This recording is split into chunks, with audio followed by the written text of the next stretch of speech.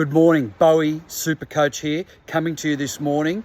And today, my energy is absolutely electric. It's going to be scary today, how good I feel and how much great work I'm going to do. I'm just amazed at the age of 51, how much energy and excitement I've got about the industry and about entrepreneurship. I'm running multiple business, writing another book at the moment, working on some other e-commerce products. I'm absolutely pumped. So I hope today for you is full of energy. I wanted to talk about transition and making the transition in each vertical of our sales business. So the first one would be, if you're an associate, when do you make the transition to become a standalone agent? This is a really interesting one. Now, I've seen literally hundreds of outstanding associates, highly skilled, great will, great energy, who haven't lasted in a role or even in the industry. And frankly, this stat will scare you that 80 to 90% of the blame is actually on the agent, not on the associate. Why? Because the associate needs to be held accountable, they need to be challenged, they need to be kept busy, they need process, they need structure, and many agents just can't provide that. So my tip, if you are an associate and you're looking to make the transition to a standalone agent, be patient. I hear all the time as associates saying, I want to be my standalone agent. I need to be a standalone. And I say, okay, let's just pause for a minute. And are you really trying to say, and is that a euphemism for trying to say, number one, I'd like to earn more money. Number two, I'd like to have better market profile. Number three, I'd like to be recognized by my peers and also by the market as a standalone agent. And usually the answer is yes to all of those. And I say, guess what? We can achieve all of that working within a team.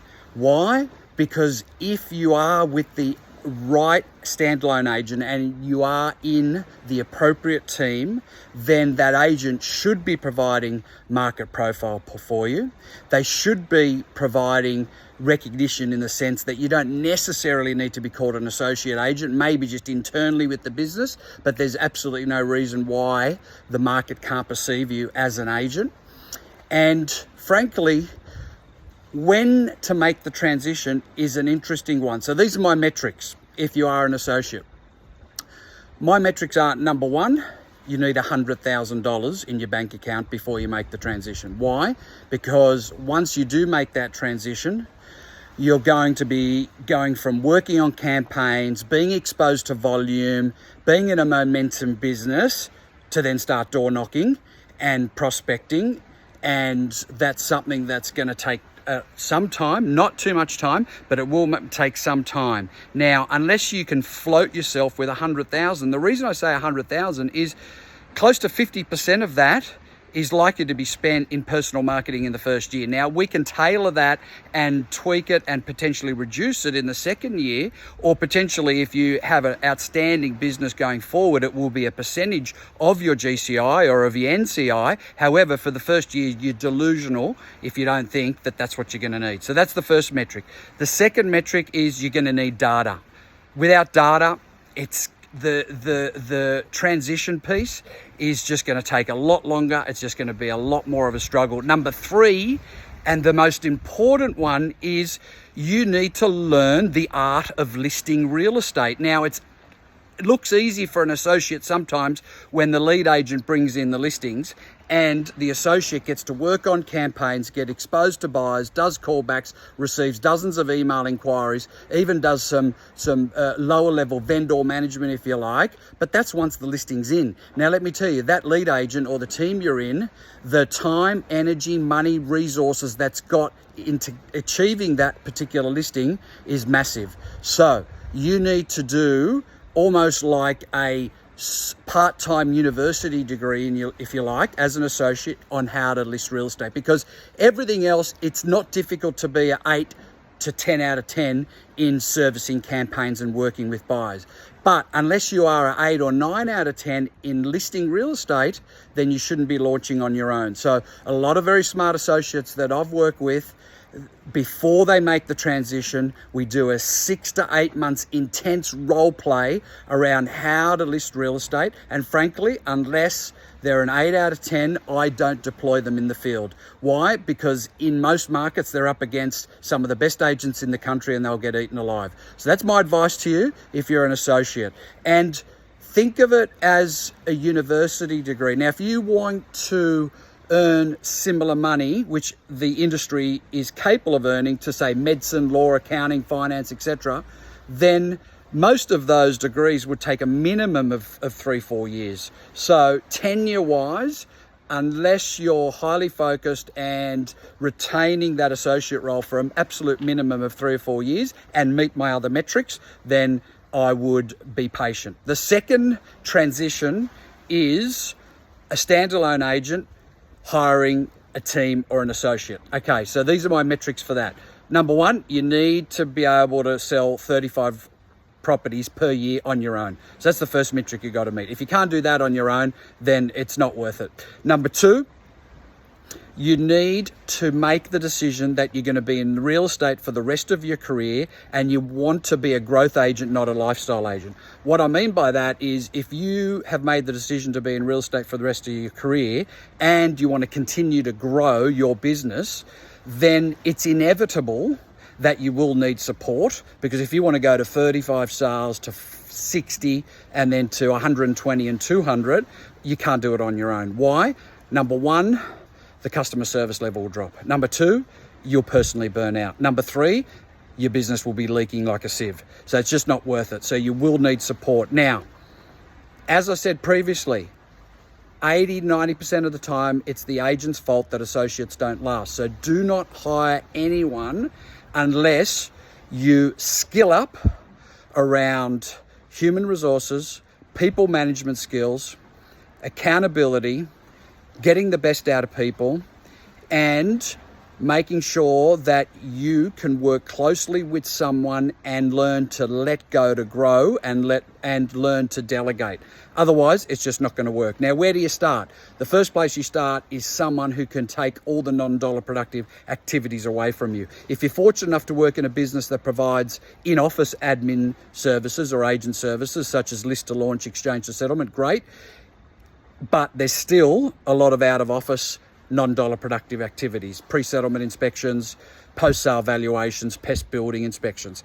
But regardless, the first person should either be entirely non-dollar productive with in-office and out-of-office activities that are non-dollar productive, unless there's agent services within the office. And then the first role should be a hybrid role of lead generation and non-dollar productive activities. Very simple. You know, a lot of people call me and say, Bowie, can you send me your 3-page job description for an associate? I'm like, mate, I can just tell you right now in 5 seconds. It's provide everything and delegate everything that's non-dollar productive for 50% of their role. And the other 50% of role, provide some KPIs around adding data and lead generation for you, door knocking, cold calling, etc.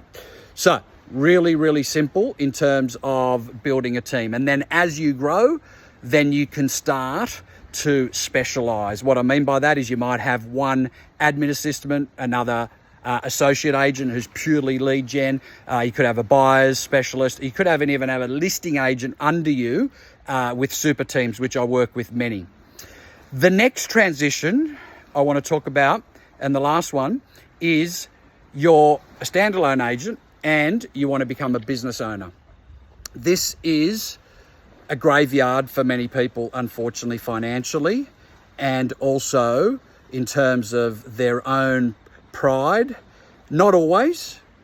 I love seeing successful stories. However, this is a very challenging market to own a real estate business.